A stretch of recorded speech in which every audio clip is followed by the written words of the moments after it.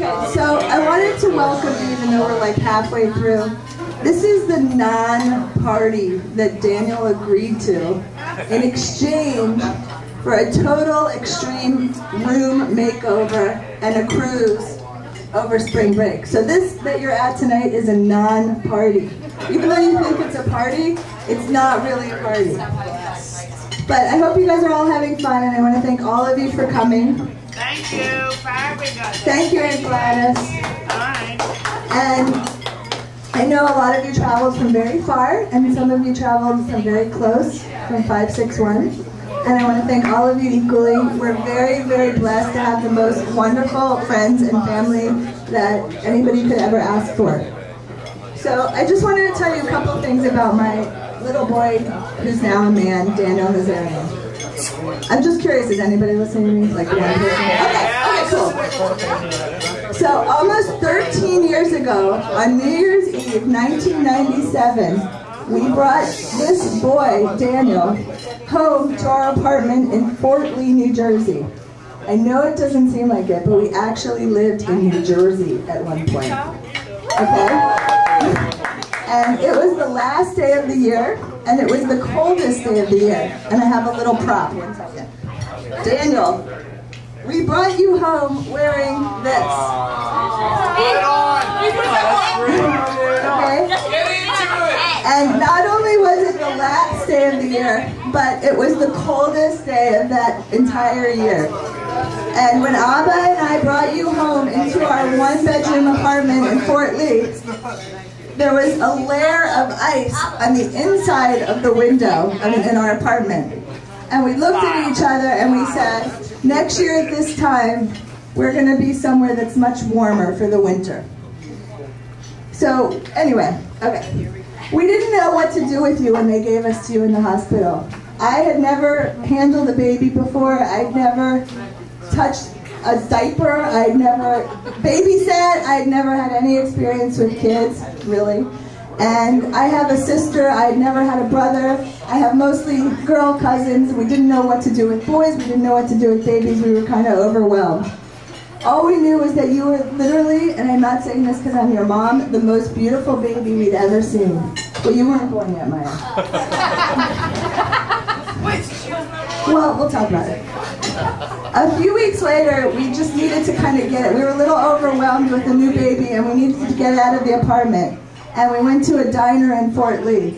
And Abba and I were sitting in the booth, holding you, and people, every single person who walked by us, gave us this really weird look, like you would look at someone if they had food in their teeth, or just something really weird. And finally I said to Abba, why are all these people looking at us like that? And he looked at me and he said, look at him. They probably think we stole him from the hospital. A year later, I dropped you off at daycare for the first time, and I was a little worried. For the whole first year of your life, your grandma from Israel had made you the most wonderful homemade organic meals you could ever imagine.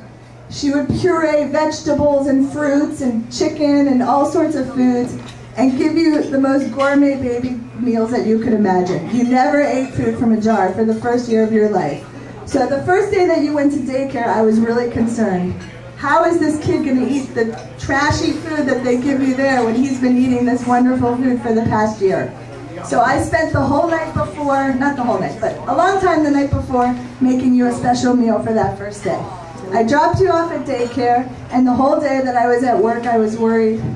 What was he doing? What was he eating?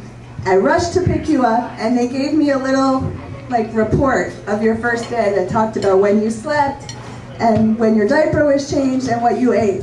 And of course, my eyes went first to the part, what did he eat? What did my little one-year-old organic food angel eat today? And this is what it said verbatim. Daniel ate his lunch from home and 2 of the school's lunches. And thus ended your foray into the world of homemade cooking. You discovered school mac and cheese and chicken nuggets, and your life was never the same. Just the other day, or maybe it was a couple weeks ago, just the other day from when I wrote this, We were hanging out in the kitchen and I cracked some weird joke that you of course understood and thought was hilarious. And I said to you, you know, it's kind of cool, Daniel, you and I have the exact same sense of humor. And you, without missing a beat, replied back to me, yeah, but my execution is much better. Yes, Daniel, your execution is much better. I think I've said enough this weekend, so I will keep it short, even though I haven't.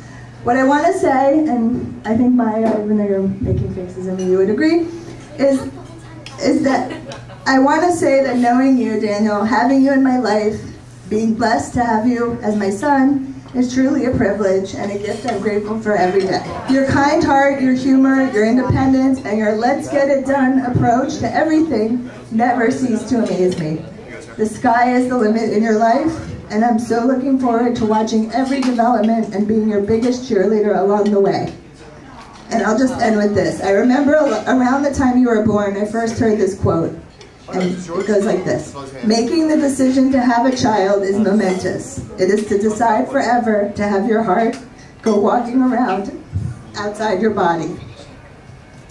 And at the time, I was pretty overwhelmed with having a new baby and with the ice on the window and the sleepless nights, and I honestly didn't really know what that meant. It was.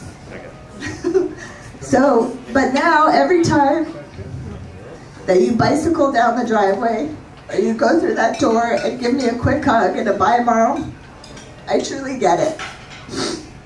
Every time I look at you, I want you to know that I see my heart walking around outside my body.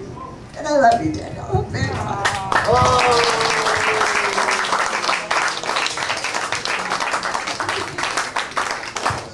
Oh, one other thing. When Daniel asked me about my speech tonight, he wanted to know, is it the Zen spiritual kind of speech, or is it the speech that would make me cry if I was a girl? That's what